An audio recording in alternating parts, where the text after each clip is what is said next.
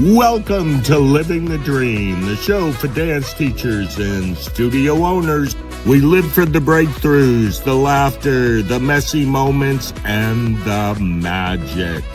Because the dream is not always perfect, it's real. Let's talk dance, studio life, and the journey. Here we go.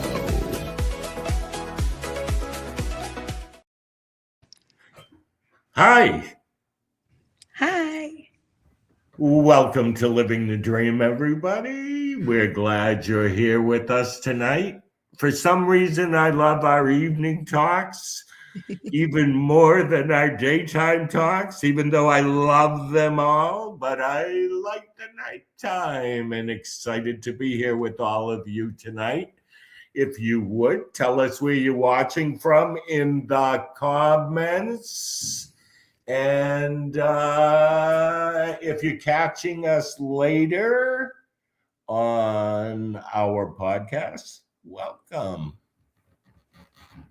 Yes, go ahead and drop your location in the comments. And if you have a question for Geo, go ahead and leave that as well. We may be able to grab a few live questions towards the end of the show. Okay, and this is a reminder, Living the Dream is also a podcast. You can listen on Apple and Spotify. Let's be sure to subscribe, and you can watch every issue on Issue. I have the magazine on my mind. Every episode on YouTube. So, Jessica, before we get into this, tell everybody a little about yourself, my friend. Yeah. Hi, everybody. My name is Jessica Canino. I own Creative Dance Studio in South Florida. I've owned my studio for 11 years now, and I am a single mom to a very fun 7-year-old little boy. I think that's a great way to kick this off, my friend, because not only is she a great mom, she loves talking about Xander. Yeah. Tell us a little bit about Xander. And I'd like you to talk to us about being that single mom, running a business. And people don't know this about you, but I know that you always make the time for Xander. It's not like you don't have the time because you're running your business. Your business runs and you do that as well. Talk about it. Yeah, absolutely. Of course, Xander is my top priority. And although I love my dance studio, it comes second to him constantly. Throughout the last 7 years, I've put a lot of things in place to give me the flexibility to be there for my child. So I have co-teachers with me on Saturday mornings. That way I can go to his baseball games. I don't teach most nights after 5 o'clock, so I can take him to his skateboarding practices or things like that. I'm with him as much as I possibly can. And then because of co-parenting, there are some weekends where I don't have him, or there are some weeknights where I don't. So I tend to load up on work on those specific days. Okay, smart move. You got it together. Yeah. Tell us a little bit about your school. My school, it's so much fun. We have about 200 students, just like most of our listeners, ages 2 years old all the way up to 18. We do 2 shows a year, and we have a competition team as well. So we're busy like everybody. And I love my studio so much.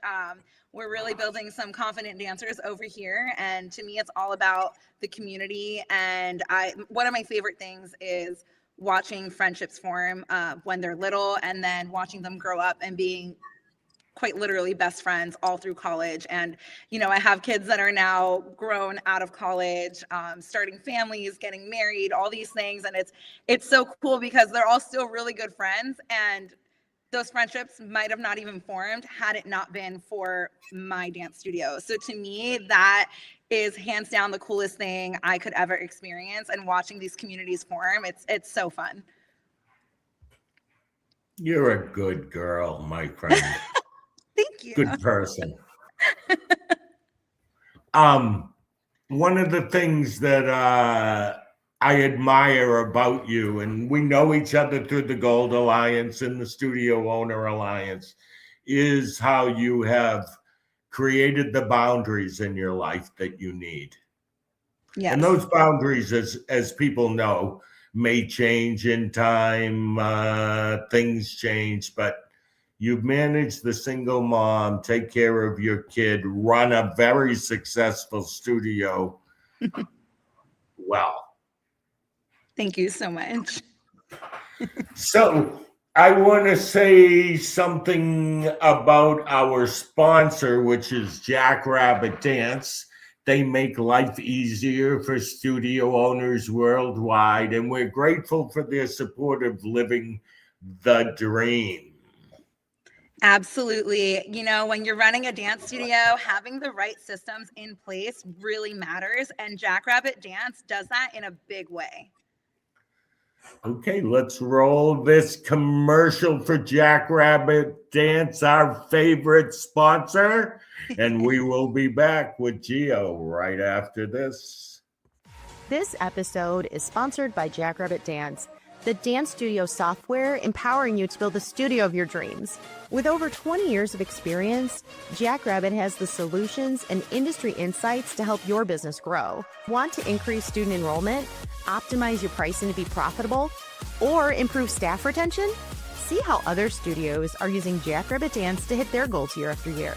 To learn more, visit jackrabbitdance.com/benchmarks. Geo. What up, everybody? How are you, Ree? What's up? What's up, Jessica? Good to see you, my friend. Thanks for joining us.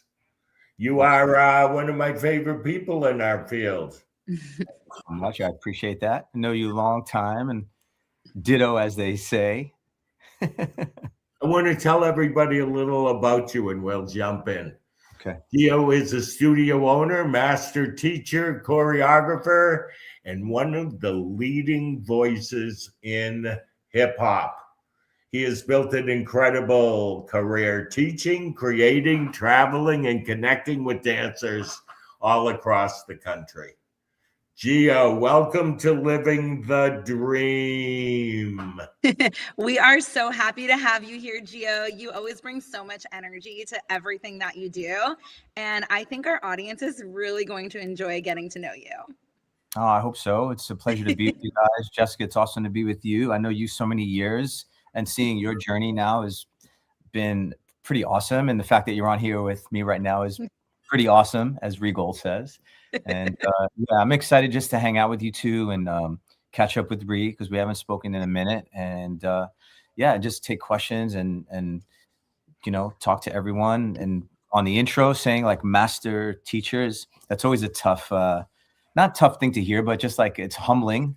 Because I guess I wouldn't consider myself a master. When I think of masters, I think we've talked about this before. I think of Frank Hatchett, and I think about Gus Giordano. There you go. I'm very humbled by that. But I mean, I want to be in that place at some point where the fact that people do use that in a title once in a while, and it's I really am humbled by that, and I just want to continue to share the craft in the best way that I can. And okay, I'm sorry, I'm interrupting. And He does that sometimes. This is what I want to say. I agree with you, and I love that humbleness that comes from you. You're a master right now, my friend. You hit that spot. I'm just telling you that. But your humbleness is to be respected. Thank you. Thank you. Exclamation point.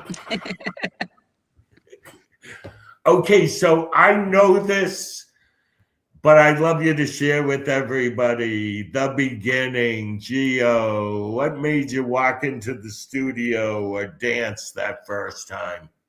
The first time was definitely my influence. Those that have followed me through the years know, like when I saw Michael Jackson perform for the first time, I lost my mind in a good way. And that passion just like exploded. I remember where I was in my house when I was a little boy, watching it on a very little TV and seeing him do that moonwalk on Motown 25. And it was life-changing for me. I was just mesmerized by that moment. And then in that era of growing up in the late 70s and the 80s, watching the breakdance take over, and the Electric Boogaloos and the movies Breaking and Beat Street had a huge influence on my childhood. The movie Grease had a tremendous influence. The West Side Story. These were definitely my influences and the things that sparked me to have a passion to want to. I never even thought about being a dancer. It was just, I just thought it was the coolest thing in the world. So my sisters danced. I had a brother. He also wanted to do a little tap and went to the studio. And then I went to the recital and I was like, I want to get up on that stage. I want to do this. And so I made my way into the studio, into a breakdance class. And that teacher never really showed up. And then the teacher reeled me in and said, well, if we're not doing this class, I can put you in a jazz class. And that's all she wrote. That was the beginning of me getting in the studio. Hooked me in. Gave me my own number, put all these girls around me in the routine. I was the center. It was like the coolest thing ever. The hook, line, and sinker. Sold. I was sold. It was like, she made me the star of my routine. Was that Horizons, Linda Abate, or someone else? It was before Horizons, like right around the street from where I lived was Reflections in Dance, and that was Doreen Angarano. And her son is a very well-known actor, Michael Angarano, and writer producer. But that was the first studio, and she's still one of my closest friends to this day. And then I went to Reflections for a few years, and then I stopped in high school with sports. I was very into baseball, and then I went back like my sophomore year. I went back to dance, and I had seen Keith DiOrio dance at a competition, and my mom said, "Hey, you want to go to try that studio where that guy was from that we saw?" And I was like, if I could dance anything like that, I sold. Let's go. I'm with you on that. I remember he was one of the best. But I want to tell you something. When I see him every once in a while when I go to California, he doesn't like you to bring up the Keith. He only wants you to remember the Tice. Yeah. Personal thing, but it's all good. I'm good with it. I'm good with it. It's a cool name. Geo. George. Geo. I like Geo. People go, your name is George? I'm like, yeah, it is. But I love it. I forget about that until you tell me. Yeah. You're really a George. You're just a common man. Yeah, that's it. My old friends like Chris Judd. Everybody knows Chris Judd, dancer. Chris, from my early, he won't call me Geo. He will not call me Geo. He calls you George? Absolutely. He was like, I cannot call you Geo, he says.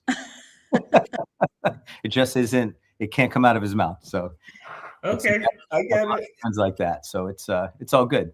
And if he does call me Geo, I go, what did you say? So all good. Oh my goodness.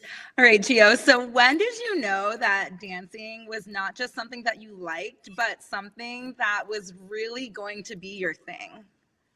When I was old enough to go into Manhattan and training at Broadway Dance Center, and I would walk down past Katz, the theater, see the marquee, and I would see and then I'd go into the studio. It was an energy in New York that was just and if you're a dancer, when you were in Broadway, you're like, you walk past the marquees, you get it's electric. You're like, woo, this, and then I didn't know if Broadway would be my thing, but I was auditioning for Katz at that point, couldn't sing a lick. I would do really well at the audition and then get cut after I sang. But, and then I went to Disney on a trip. I was down there, I think, competing, and I went to Disney, and then I started to see the stage shows. And at a dance competition, I was at Headliners, and a gentleman named Gary Coburn from Gary was judging, and he saw me dance. He judged me, and he came backstage after my solo, and he said, "Do you want to work at Disney World?" And I went, "Excuse me?" And literally, fast forward, that next Monday, I got a call from Disney World, and they literally paid for me to fly down to Disney World. They flew me down there. Wow. I spent the day. I auditioned. He told them I was 5'11". I was 5'8". He's like, just stand really tall. It was for Beauty and the Beast at the time at the Hollywood studios, and but I was just too short. They were like, they thought I was great, and they were just like, the girls were taller than me, so it wasn't going to work. But when they introduced a new show, the Barbie show, The Magic World of Barbie at Epcot, and I kept auditioning in New York City. I would always see the casting director, Ronnie Rodriguez, and he would always remember me, and we talk, and he said, "There's going to be a spot for you. When there's a spot, I'm gonna put you in it." And I waited and waited and waited, and then my junior year of college, I got a call in October, and they booked me on my first show, and I left college and I moved to Orlando. So the Broadway and the Disney stuff is really what made me start to think about wanting to be a working dancer. In my dreams, working with a Michael Jackson or a very big pop star, or being on the MTV Awards, or being on the Grammys, or being on the American Music Awards was like, I don't know if I felt like that was touchable. But it was magical in a dream. And so the fact that I got to do those things eventually was a dream, literally a dream come true. So everything just started to roll after that. And it's crazy how it happens. Amazing. And looking back now, was there a teacher, mentor, or a moment that really helped shape your direction? So many. I mean, it's like impossible to name one. It's just like when I said Frank Hatchett, who's the class was like, all I ever wanted to do was be in his class in New York City, because he was the funkiest jazz teacher out there. There wasn't no hip hop classes. I could only hip hop in the street, and then I could bring that feel of what I really was passionate about into a classroom, and that's where he would see me shine. But he was like, you gotta. He was technical as well. I had to learn to point my feet.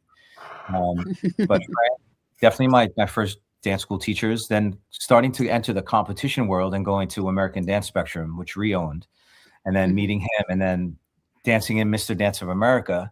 The year I did Mr. Dance of America in New York City at the Marriott, Ree was the choreographer of the opening number for us. So, here I was starting to meet all these people that I would look at and be like, wow, my goodness, like I could do this, like these people are doing, like, it's incredible. And then choreographers that I met at Disney, and then I met Barry Lather down at Disney. He was doing a special, and he had worked with Michael Jackson, and we were doing the Nancy Kerrigan special at Disney.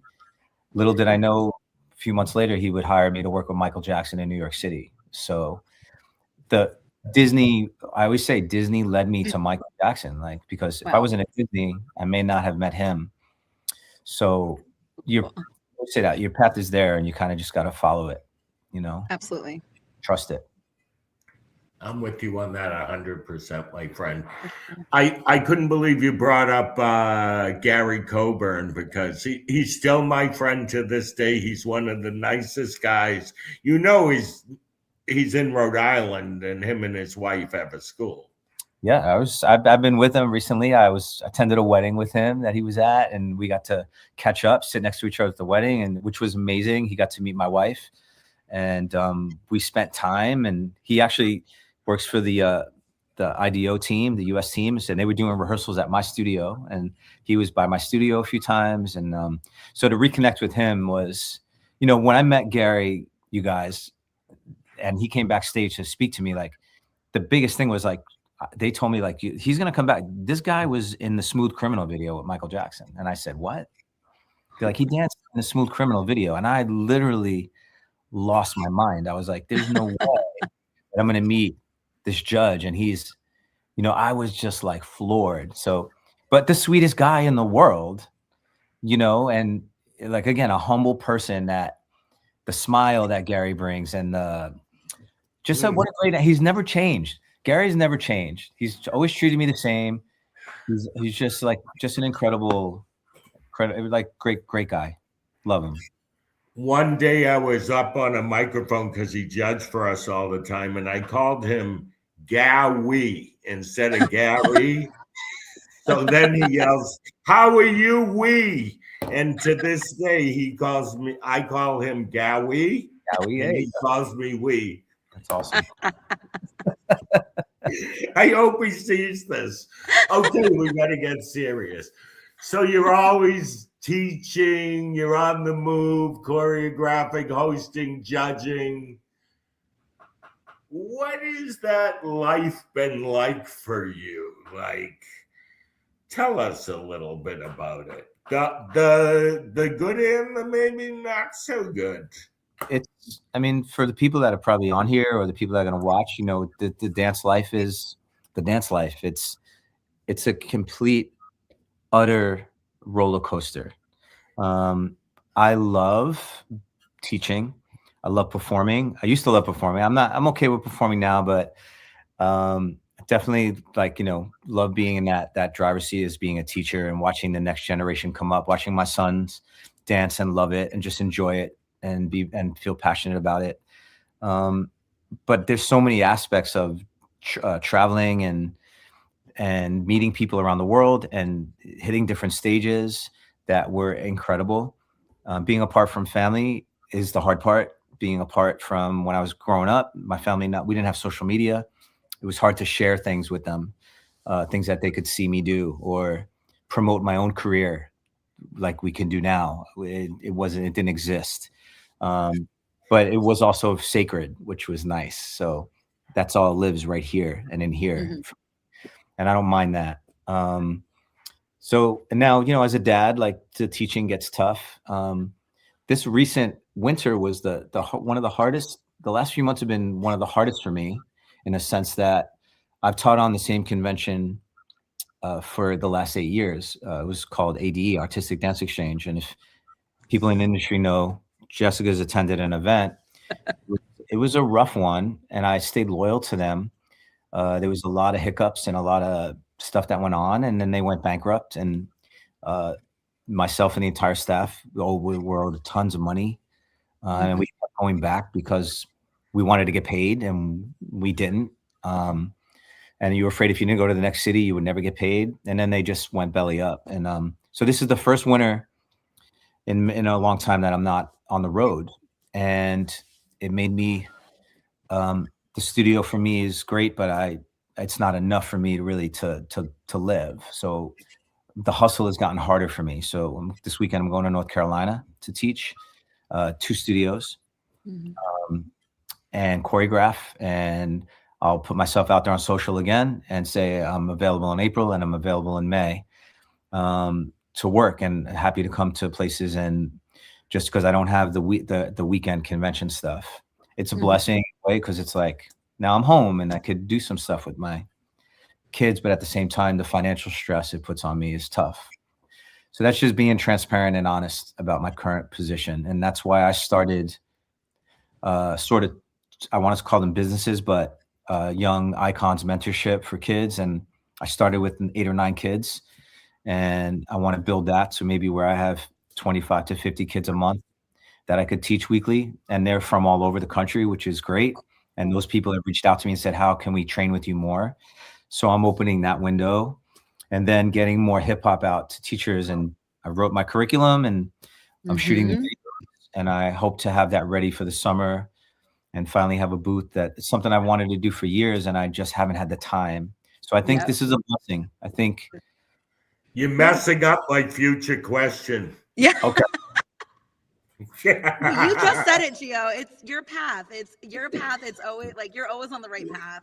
Things can fall out of line, but it's always to put something better in front of you. So you said a couple years ago at the conference that you wanted to make it, you said it, I was in the room, and you said, I'm saying it now so all of you in here can hold me accountable. Next year, I'm going to be here with a curriculum. And look, you're doing it. So maybe something had to fall apart for you to put this whole thing together, and it's already incredible. I'm already in your Facebook group seeing it, and like, can you imagine what it's going to be like a year from now? It's going to be amazing, because you're amazing and you're one of the best at doing this. So I don't know, you walked yourself right into it as you were supposed to. Thank you. I needed to hear that.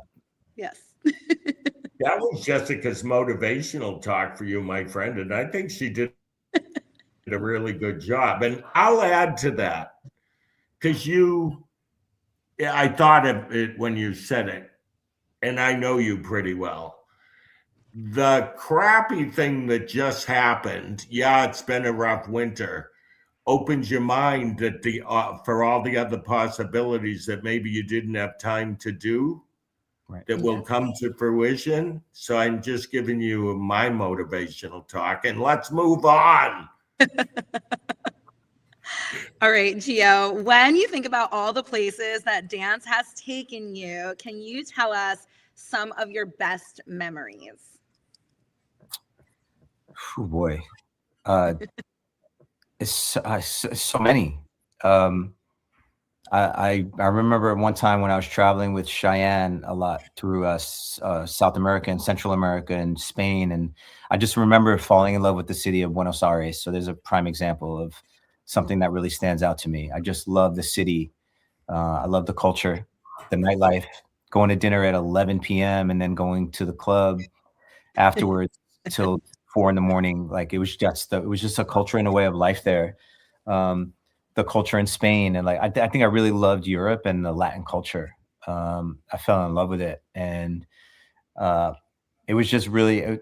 I mean, that was a dance job where again it paid me weekly. I was on tour for almost 2 years, but the experiences built around it were unforgettable. So getting to experience so many different people around the world, and you know, what was always great, going back to the fact that I couldn't really share things all the time because we didn't have social media, was always landing back in New York City.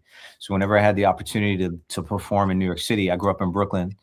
My family, you know, I could say, all right, come to the city this day. We're on the, you know, it was Will Smith and we're doing the Today Show in Rockefeller Plaza, you know, and in the courtyard.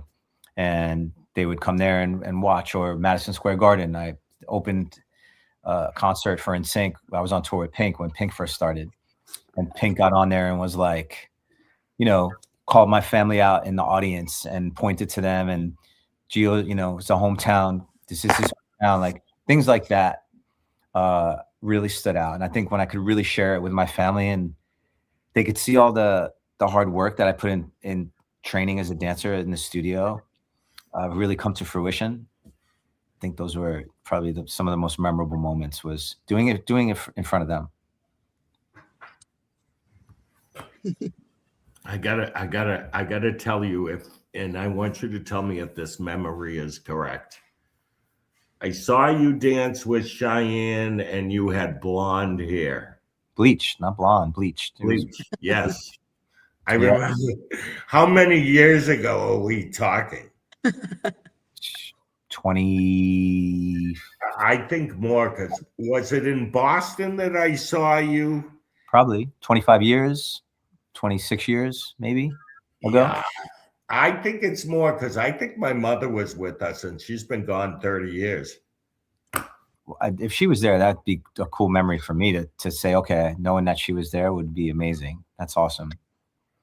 And the reason I did it was back when I was in LA and I first started in LA, there was a choreographer named Jamie King. Jamie King was on the Dangerous tour with Michael Jackson. Jamie had white spiky, and then he started choreographing for Prince and Madonna. I thought Jamie was like the coolest cat. Like this dude walking in an audition, and it was like, wow, man, like you wanted to audition for this guy. And I got to perform with him in Japan. We did a show together. And I knew he danced for Michael. So again, it was like, he was on one of the biggest tours ever with Michael. So I idolized him. So like, and he had that bleachy hair. And I was like, so when I was on tour, I was like, I bleached my hair one time. And I caught it. I saw it. But Cheyenne wouldn't let me. She's like, Cheyenne saw it. And I was like, I dyed it back. I did it for a little bit. And I dyed. He goes, whoa. Where's the hair? And I said, oh, I went back. He goes, no, I want it back. And so he made me. I liked it. Yeah, I remember how surprised I was by it, but I liked it. But I get it, because it's probably like eyes are going to your hair instead of him, maybe. I don't know. Oh, well, he's making me do it, but now I'll be gray soon. So it'll be white again. How cool is that? All of the disguise. So you've been like in this hip hop world for a long time, Geo. What do you think the state of hip hop is in dance education right now? In education, I think it's like huge. I think it's big, for sure. I think there's a bit of a crossover. Like, are people teaching hip hop or are people teaching commercial dance? And this is a big debate. I think they kind of go hand in hand. I don't fall into those debates too much. If you're trained as a hip hop dancer, but then you also train in technique, your goal is to make it to like the commercial industry and dance with these artists and be on these big award shows. And I think you got to have, the better you are in both, it's going to only enhance your marketability. But I'm trying to stay true more to the culture now, because I think one of the biggest debates I've seen over the years is that people are just teaching combos and not really teaching what the move is and what's behind it. Like you would in ballet. What's a plie? What's a tendu? What's a pirouette? The kids know the terminology. If I said to kids, what's an old man? What's a Fresno? What's a twisto flex? Most of them don't know what it is. So now my goal as an educator, and also to be respected and to pay tribute to the culture and those who started it, which is necessary to start to teach the kids the culture and the foundation. And it doesn't have to be overboard and bore them, but I think it's a little bit necessary. I think some educators take that too far and it gets boring. It's too much. It's like, I think you got to find a balance. Kids want to move. So you can't oversaturate the history and the culture. You have to find really creative ways to work it into your curriculum. And that's what I want to teach people to do. You got to find a good balance. If you do one or the other, it's because listen, like I taught on Monsters of Hip Hop in the beginning days of when they started, and I was with Pop and Pete, and I was with Mr. Wiggles. And when my class was over, if they taught after me or before me, I was in that class watching. And they had a tendency sometimes it was just too much history and too much, but it came from they weren't wrong in what they were doing, but in a convention setting, I started to see people get up and walk out because people wanted to dance. So I think they've learned to find the balance over the years and understood it. And those are the people I respect most in this culture and this industry. But I think it's in a good place. And I think people just have to find the right balance. And it's definitely I think everyone needs it in their studio. It's a big part of our dance world and our dance life. And it just needs to be done in the right way. And I want to help people find the right tools so that they can bring it into their classroom and not, and pay tribute to it, but also just teach it the right way. Awesome. Okay, And that's a perfect segue. Yeah, I was going to say, we talked about this a little bit earlier. And speaking of being in the classroom, you have created this amazing new teacher training concept. And I would love for you to tell us more about it and what inspired you to build it. I think the inspiration's been there for a while. I think it's coming from like being at the conference every year at DanceLife and, teaching a class and then people coming up to me after class going, do you have a curriculum? Do you have some tools? Do you have a group? Do you have videos, like anything? And I'm like, I'm working on it,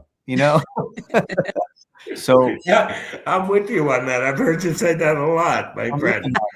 So I did write it. It's fully done. And now in the process of making the curriculum sheets, it's all in process. It's happening, like really happening. But it's one of the hardest things I've ever done. A few people that have done it have told me it will be the hardest thing I've ever do. But I think that was the inspiration, was you guys, the teachers. That was my biggest inspiration.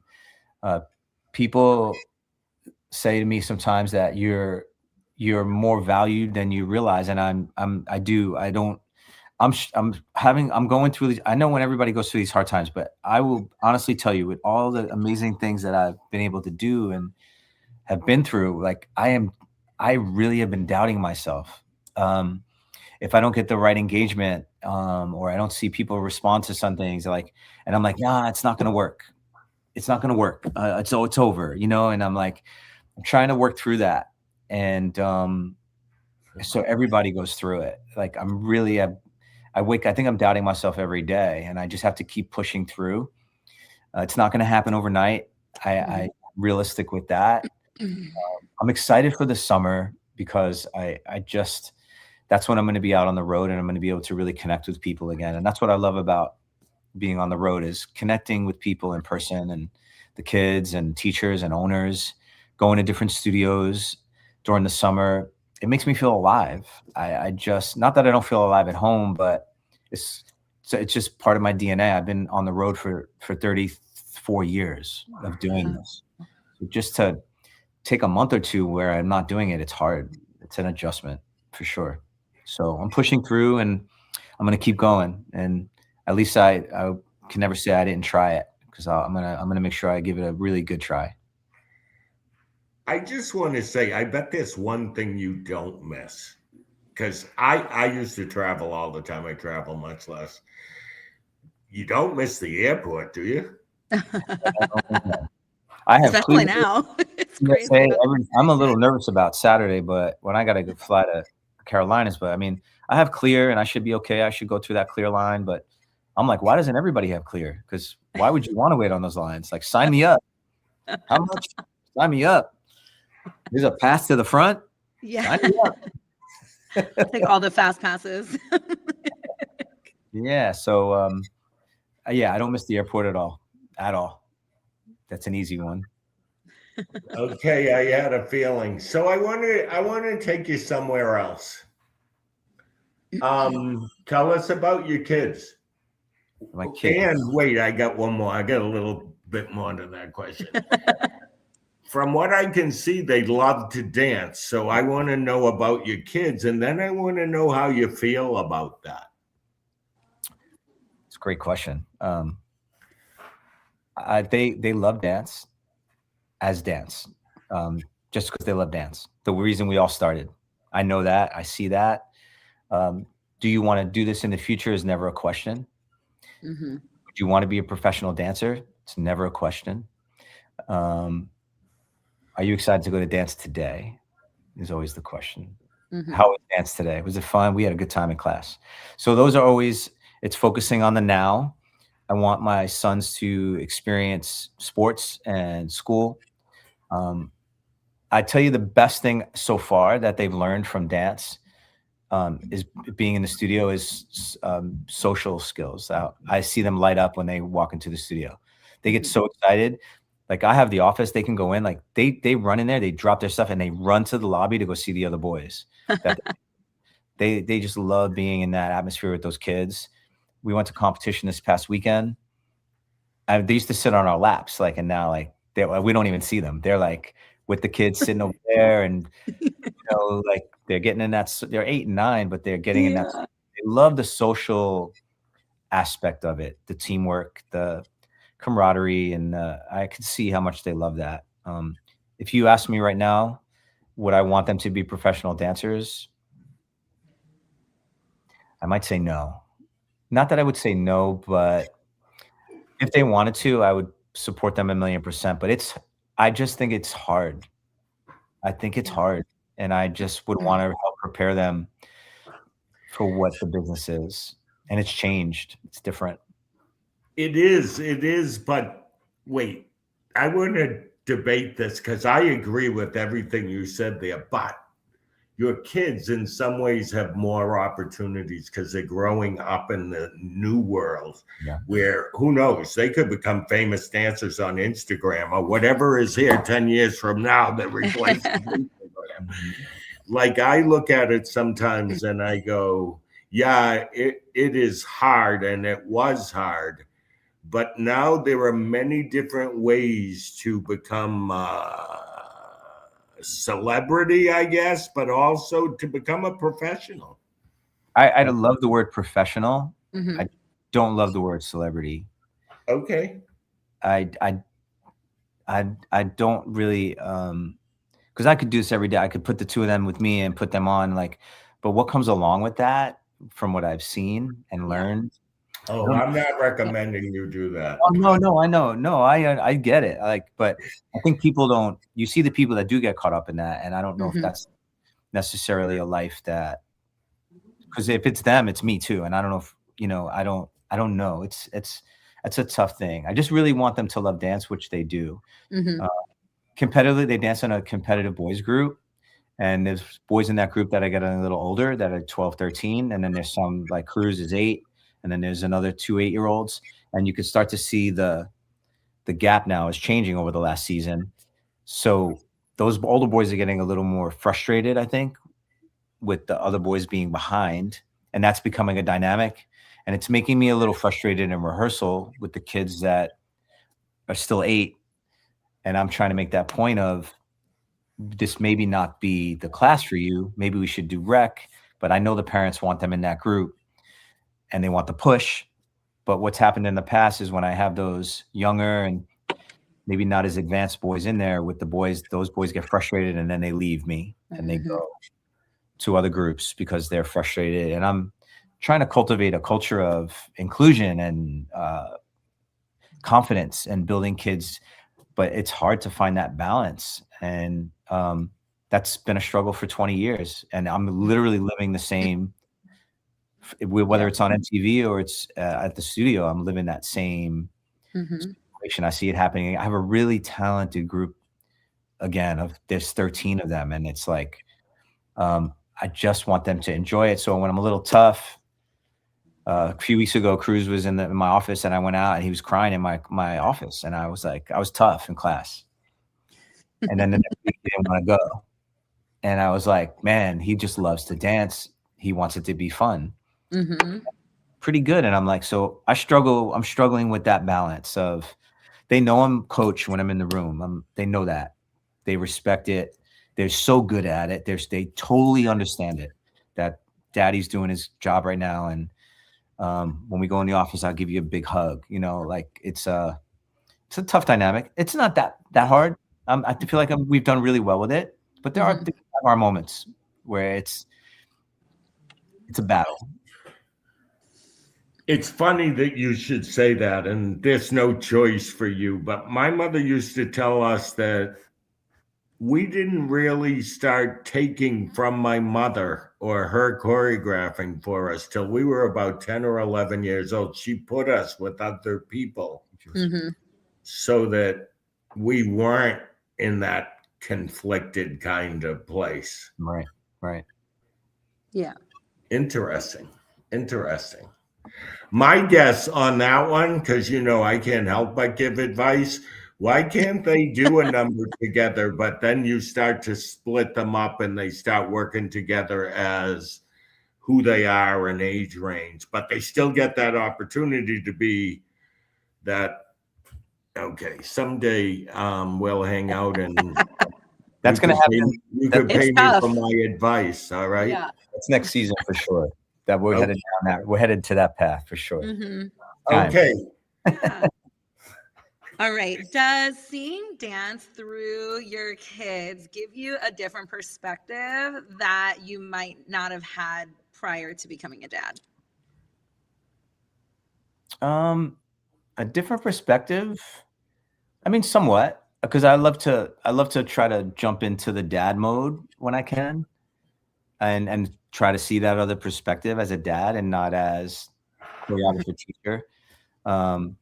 It's hard because it's like, sitting at a competition this weekend, watching the group, they were and they do work with one other teacher. They have a routine where they work another teacher, which I love. And I'm trying to enjoy them as a dad and then, but also studio guy. It's hard.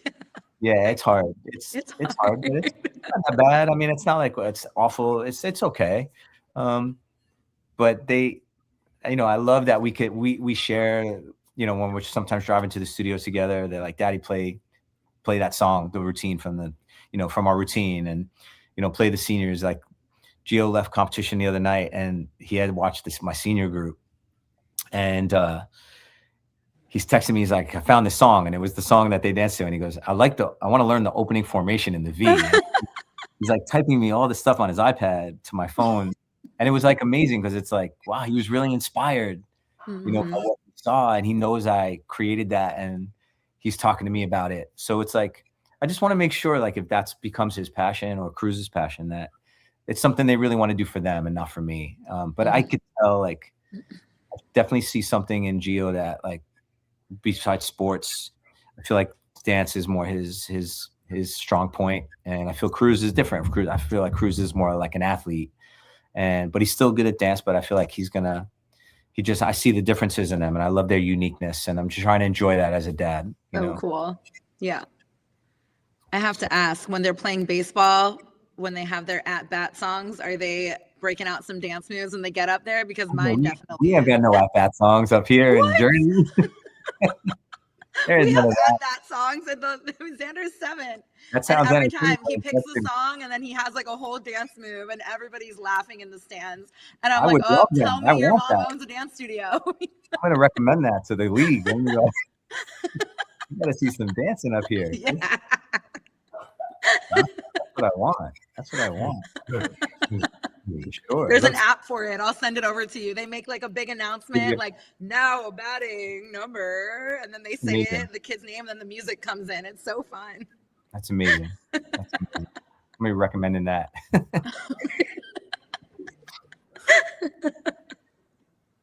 So, Geo, what do you, and I know you love your kids and your family, but I want you to direct you not to answer this question that way.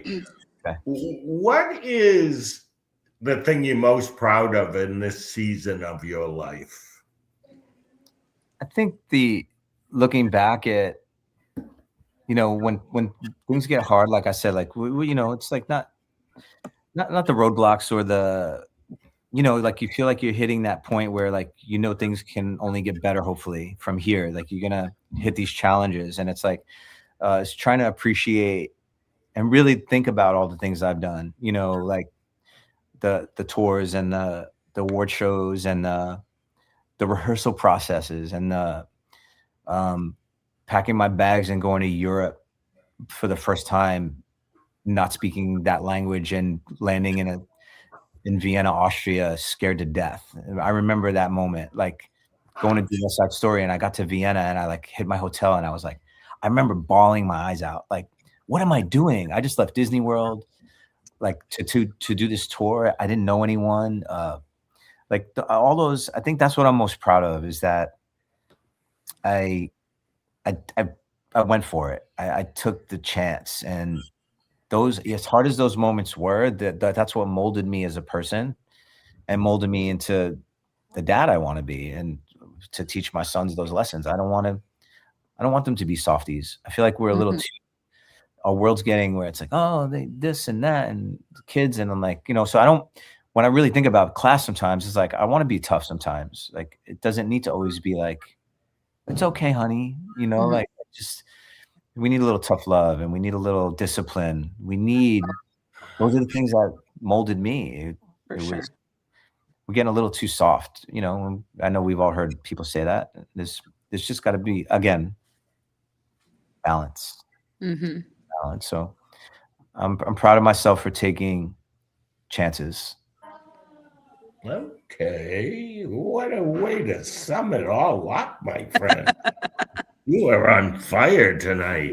Fire emojis. I'm going to jump to what we call rapid fire. So I have 4 questions, and then Jessica has 4 questions. Okay. Awesome. I love it. There we go. Okay, one word that describes hip hop at its best. Style. A quality every great teacher needs. Compassion. I don't know if that's right. Yeah. Yeah, I would say that. Best part of life on the road. Experience. Hardest part of life on the road. Lonely. One thing young dancers need more of. Grit. One thing teachers need less of. Softies. Wait, Favorite? what did you say? I missed it. Softies. Softy? Like, don't be soft. Like, don't be too, like you said, find balance. Oh, okay. I'm sorry. Sweetie, like, I don't, like, you gotta, like, it's gotta be like, work harder. even if they're not gonna be professional, you gotta still give them some distance. Yeah, that's right. Crack the whip.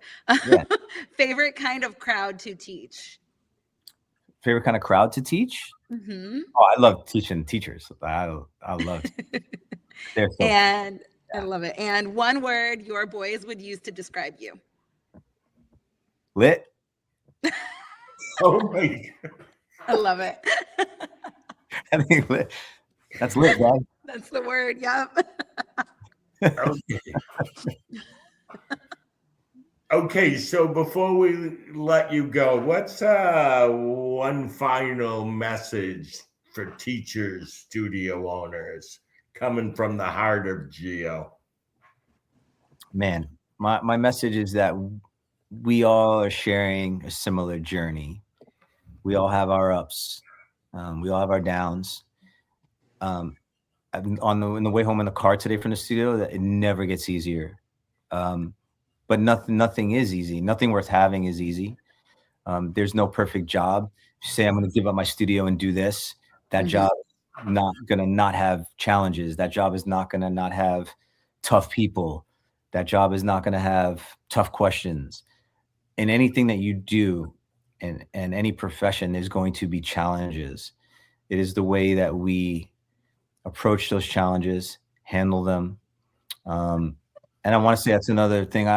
When I think back at the 20 years of being a business owner and a dance studio owner, is the way I probably would have handled a customer in year 1 and the way I would handle a customer in year 20. And it's still a learning curve. It's still a learning curve. Because dance is so personal to us, we take things very personally. Yeah. You have to find a balance between business and passion and dance. Never lose the reason why you first started dance. Remember that you do need to run a business. Don't change who you are.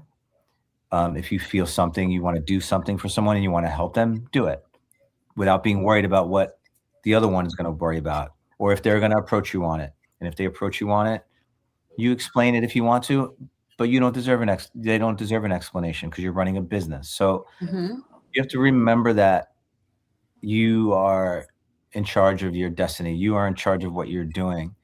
One of my students came back the other night and taught. She's in college. She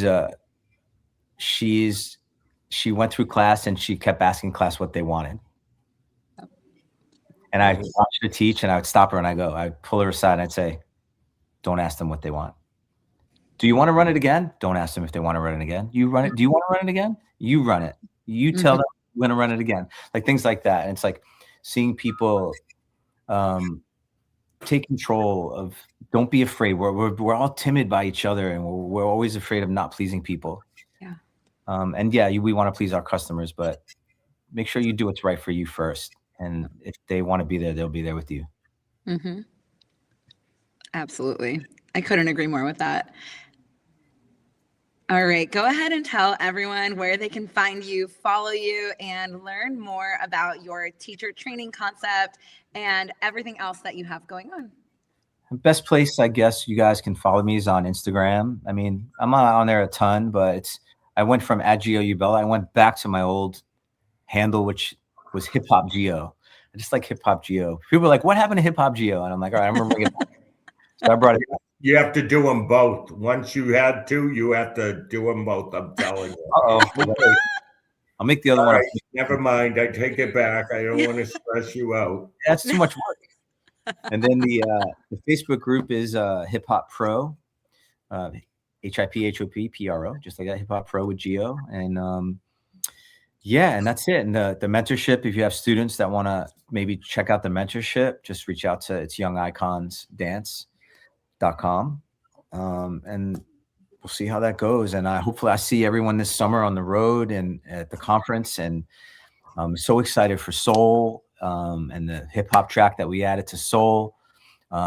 Just blasted it to my entire studio today. And I already got emails back, people saying, may want to go. So I'm trying to bring my whole studio if I can.